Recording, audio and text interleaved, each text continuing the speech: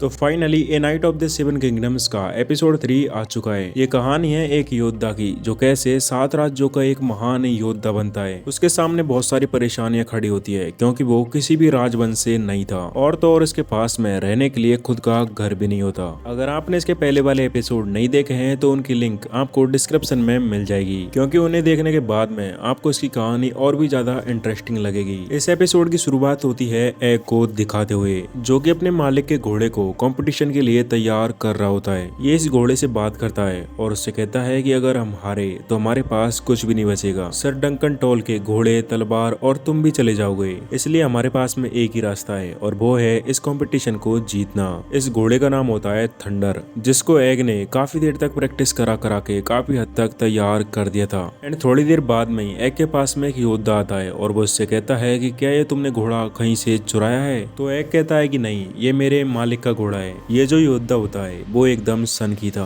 क्योंकि इसने अपनी आंख एक कंपटीशन में खो दी थी। इस एपिसोड की खास बात मैं आपको बता दूं कि इस एपिसोड में बहुत ही बड़ा खुलासा होने वाला है, जिसे जानने के बाद में आपको ये सीजन और भी ज्यादा एक्साइटिंग लगने लगेगा। खैर, अब सर डंकन द टॉल खाना बनाने के लिए यहाँ से अंडे खरीदने के लिए जाता है। ये आदमी इसकी बातों को समझ नहीं रहा था और वो इसी की वजह से बतख का काम तमाम करने ही वाला था, लेकिन डंकन उसे किसी तरह समझा देता है, जहाँ पर उसे वही लड़की देख लेती है जो कि उसकी ढाल बना रही होती है, लेकिन वो कुछ नहीं कहती और हंसकर यहाँ से चली जाती है। आमलेट बनाने के बाद में ये दोनों उसे बहुत ही मस्त तरीके से खाने लगते हैं क्योंकि उसका टेस्ट और भी ज्यादा बढ़ चुका था। खाना खाने के बाद में ये दोनों एक पेड़ के नीचे बात कर रहे होते हैं, जहाँ पर एक कहता है कि क्या आप जीत गए तो मुझे अपना शागिर्द रखेंगे? तो डंकन कहता है कि हार गया तो पता नहीं, लेकिन अगर जीता तो तुम मेरे शागिर्द रहोगे। तभी डंकन को वही आदमी बुलाता है जो कि पहले एपिसोड में योद्धाओं की एंट्री ले रहा था।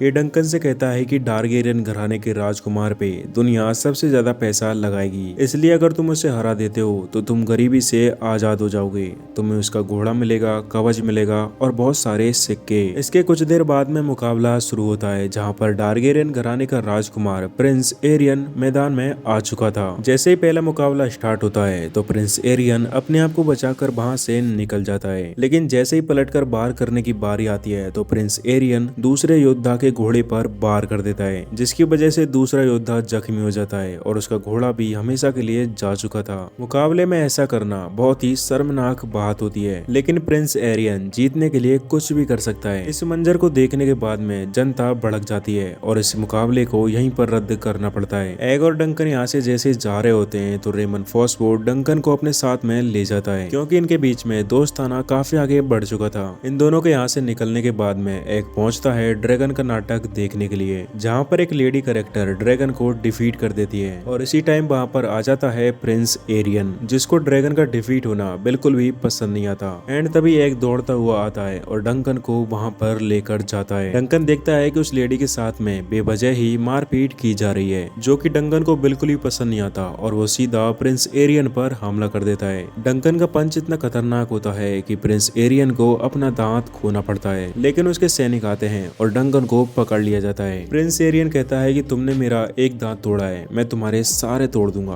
प्रिंस एरियन के सिपाही जैसे ही डंकन के सारे दांत अलग करने वाले होते हैं तभी वहाँ पर एग आ जाता है। वो कहता है कि रुक जाओ, ये सब अभी के अभी बंद करो। तो डंकन कहता है कि तुम यहाँ पर क्यों आए हो? तुम्हारे लिए यहाँ पर खतरा है, तुम यहाँ से जाओ। तो एग कहता है कि नहीं, ये मेरा कुछ भी नहीं उखाड़ सकते। अगर इन्होंने मेरे हाथ भी लगाया तो इनको मेरे पिता को जवाब देना होगा। तभी प्रिंस एरियन कहता है कि तुम्हारे बालों को क्या हुआ? तो एग कहता है कि भाई, मुझे तुम्हारी तरह दिखना बिल्कुल भी पसंद नहीं है। यहाँ पर ये क्लियर हो चुका था कि प्रिंस एरियन का भाई एग है, जिसको वो काफी टाइम से ढूंढ रहे थे और ये सब एग ने इसलिए किया ताकि उसे कोई पहचान ना सके। और इसी के साथ इस एपिसोड का एंड यहीं पर हो जाता है। अब इसके आगे क्या होगा वो हमें इसके नेक्स्ट एपिसोड में पता चलेगा। आप कमेंट करके बताओ कि आपको ये सीजन कैसा लग रहा है। एंड एग के बारे में एक तांत्रिक ने एपिसोड के बीच में एक राजा बनने की घोषणा की थी, जो कि अब मुझे कुछ कुछ समझ में आ रही है। मुझे इसका अगला एपिसोड देखने के लिए मेरी एक्साइटमेंट बहुत ज्यादा बढ़ चुकी है। खैर, आप भी इसके अगले एपिसोड के लिए बहुत ज्यादा एक्साइटेड तो होंगे। तब तक मिलते हैं नेक्स्ट वीडियो में। Good bye.